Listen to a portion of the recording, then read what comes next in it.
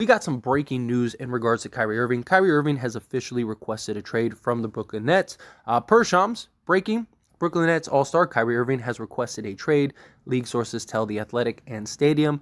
The franchise has been informed that Irving prefers to move on ahead of the February 9th trade deadline or will leave in free agency in July. Adrian Wojnarowski also added, Brooklyn Nets star Kyrie Irving has told the franchise that he wants to be traded ahead of Thursday's deadline, sources tell ESPN. So this is basically the signal that the Brooklyn Nets, as we know it, have come to an end, right? They're very likely going to be hitting the reset button. They have to trade Kyrie. Kevin Durant's situation was much different because with Kevin Durant, they have him under contract for the next several seasons. Kyrie, he's a free agent. He could just leave.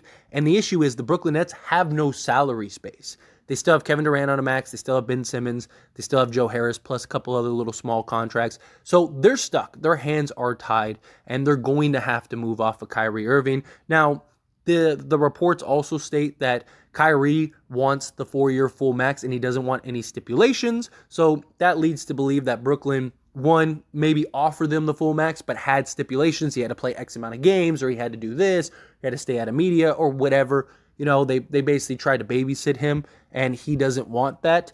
So clearly, unless Brooklyn is willing to just give him the full max and you know, say, hey, here you go, here's the max, and move on, Kyrie Irving's probably gone. But I've said this, I don't know how many times this season, right? And in the offseason, just move off of Kyrie. Just move on. You know, how many times is Brooklyn going to continue to be in this turmoil, be in the public eye in a negative light? How many times are they going to just keep playing this circus before you just say, okay, enough is enough. Let's just be done, right? Let's get rid of the Kyrie headache for us, and let him go elsewhere. And personally, I think the most likely option is the Lakers. I definitely could see other teams potentially trading for him, right? Like the Clippers really want a point guard. Maybe they make a package, maybe they make a move. But with all the information we had in the offseason and everything, Kyrie wants to go to the Lakers. Lakers want Kyrie Irving. Kyrie Irving is a free agent. So what team is going to trade for a guy that might be a rental? Where the Lakers give up both first-round picks, you give up Russell Westbrook, you take on Joe Harris, and so that way the Brooklyn Nets get to basically clear a bunch of salary space. It's a win-win for everybody. They get some assets for their rebuild. Maybe you could talk the Lakers into giving you like a Max Christie, which I'm sure the Lakers would do. I personally, as a Laker fan, would love for them to keep Max Christie, but you know how that goes. The Lakers, they want the stars. Kyrie Irving, if you have the opportunity, don't play around. Just go get him. Get the deal done. So Kyrie is very likely on his way out. And if Kyrie is on his way out, then you might as well trade everybody, right? Because Kevin Durant, maybe he waits till the season's over, but realistically, he's going to probably request a trade. And so just hit the reset button. Just stop playing the game, stop messing around, stop, trying to salvage something that just seems to be unsalvageable. It's like every couple months, there's some new issue with the Brooklyn Nets and Kyrie Irving, right? And I just don't see this being fixed. I don't see this being salvageable. And I don't think the Brooklyn Nets really want Kyrie long-term. It's just kind of like, well, what else? We want to keep KD. We're one of the better teams when everyone's healthy. We're a legit contender when everyone's healthy. So it's just like, what do you do? Are they really going to give Kyrie Irving the max money and have no stipulations, no nothing? And then what? Next season, there's some big controversy or there's some big issue, and now you got to deal with that all over again, and now you're publicly saying, and then you're suspending him, but his money's guaranteed. It's an absolute mess, right? Just cut your cord, cut your ties, move on. No one's going to blame the Brooklyn Nets for trying this Kevin Durant and Kyrie Irving experiment, right? Nobody, like every team in the league would have done that. You're telling me if I take on Kyrie Irving, I could get Kevin Durant too? Absolutely. There is not a team in the league that would have said no to that. Not one. And the reason is because you immediately become a contender. But the reason people make fun of Brooklyn and, basically hold what they did against them is because of the way that they've handled this and orchestrated this from day one. The Brooklyn Nets experiment hasn't been successful. They have one playoff series win. That is it. It's not like they were in the NBA Finals and lost, or they made it and fought in a hard-fought Eastern Conference Finals and lost in a tough 7 to the Bucks or something. No, they have one playoff series win, and other than that, just have just gotten dominated. And so it's like at this point, just cut your cord and move on. Trade Kyrie Irving. Get what you can. You probably don't really have many other options than the Lakers. Again, how many teams are actually going to trade for Kyrie? And then Kevin Durant, right? You're going to have to trade Kevin Durant. Why are you going to strong arm Kevin Durant? You know Kevin Durant, if Kyrie leaves, he's going to request a trade. Maybe he gives them an opportunity. Maybe he says, hey, trade Kyrie to the Lakers, trade them Joe Harris, so that way we clear off some salary space. They'd have, I think, like $25 million at that point. Unload some of the other guys. And then maybe, just maybe, if you could get another piece or two that I think we can win with, maybe I'll stay. But if you're the Nets, again, just cut your cord, move on. Trade Kevin Durant and get as much as you can. You're going to get a really good package, especially a team like the Phoenix Suns. The Phoenix Suns are drowning right now, right? And they're trying to fight back. Yes, they're about to be healthy, but I guarantee you they would probably give you whatever you want. There are several teams that would probably give you whatever you want. The Toronto Raptors are having a fire sale right now, based on several reports. If you could get like a OG Anunoby, Gary Trent, and maybe you could get like, a Pascal Siakam or something, right? Like for Kevin Durant. Boom, there you go. Now you got pieces that can compete now, compete for the future, stuff like that. Like, I don't know. I'm just throwing ideas out there, but I do think teams would give up a lot for Kevin Durant, especially Western Conference teams. Look at the Western Conference and how just stacked it is right now and how close everyone is. I mean, literally, the 4 seed is like a 4-game losing streak from being the 13th seed and out of the playoffs entirely. So the West is wide open. There are probably a lot of Western Conference teams that would give whatever they need to give to get Kevin Durant because they believe Kevin Durant is that piece that would take you over the top to win a championship. So if you're the Brooklyn Nets, just move off of Kyrie, figure out the Kevin Durant situation. Like if I was the Nets, I would just trade Kyrie today.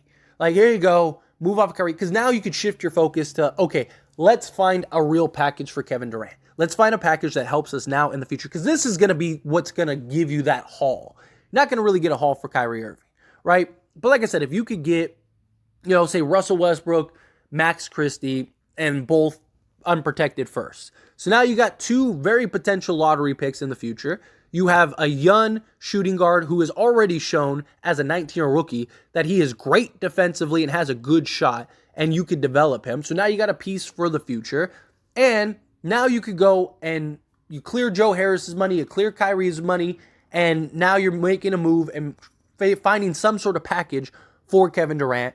Go get the best deal on the table, and instead of, spending the next week and some change, instead of spending that trying to find a Kyrie trade, take the time and invest in a Kevin Durant trade and get the best return possible. Now, you could make an argument, would you get more now or would you get more in the off season? That I think is something that is a real question, right? Because you might have teams that are like, man, we were right there, and maybe we go make a move for Kevin Durant, and that puts us over the top. Say the Memphis Grizzlies make it to the Western Finals and they lose. Does Memphis go, Kevin Durant, we win that series, right? Like if we traded, Triple J and, some other pieces, maybe Brooks. Like if you replace Triple J and Brooks for Kevin Durant, we probably win that series.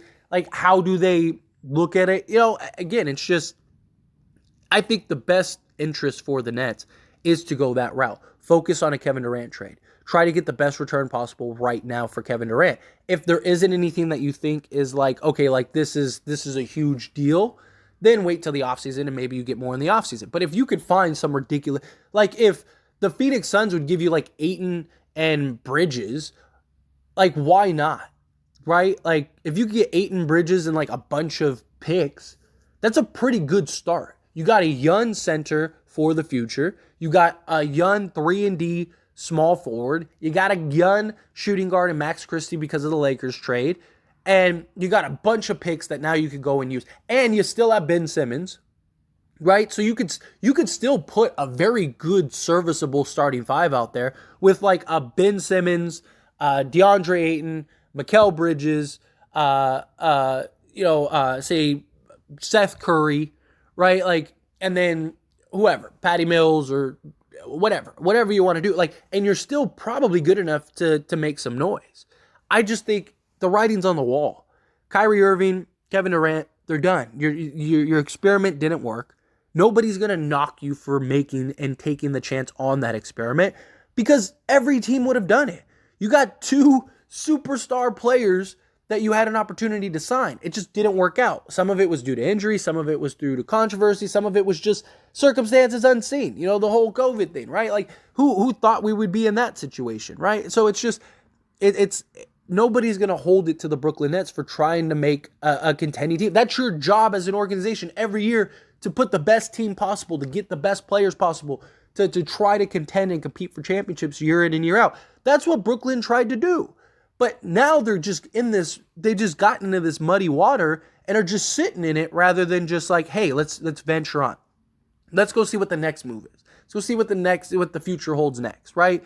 So if you could go and get, or like I said, go get, if you don't want to do the Suns deal, go get like Gary Trent, go get, maybe even work out a 3-team deal where like you get Gary Trent, OG Anunoby, and you know, whatever, right? And then maybe you send Van Vliet to Orlando and maybe get some pieces from Orlando. Maybe get like a Mo Bamba and, you know, some young piece. Maybe they'll give up another young piece. Maybe get like Anthony, right? So imagine if like you turn Kevin Durant into like Mo Bamba, Anthony, OG Anunoby, and Gary Trent Jr.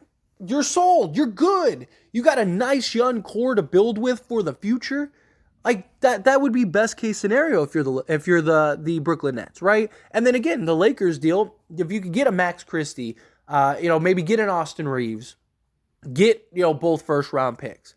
Boom, now you got some pieces around, because the Lakers are going to give you whatever you want for Kyrie. It's Kyrie Irving. They're not going to play games for Kyrie. They were willing to give you whatever you wanted for Kyrie Irving in the offseason.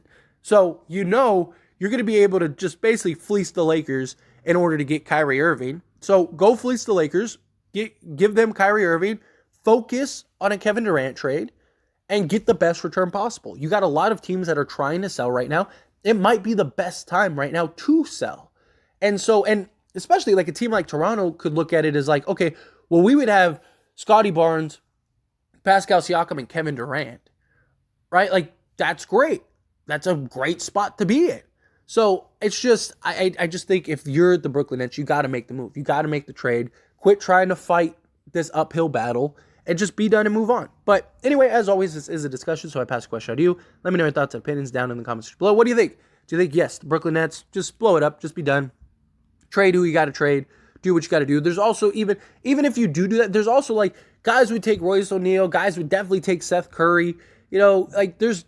Patty Mills, teams would probably take. Like, you have several other pieces that you could get. You could probably get some picks and stuff for. Just have a fire sale. Everybody on your roster is for sale. Everybody. Maybe you could even get a deal for Ben Simmons. Maybe a team would take a flyer on Ben Simmons, right? Like, maybe you figure it out. But anyway, again, love to hear your thoughts and opinions. Let me know down in the comment section below.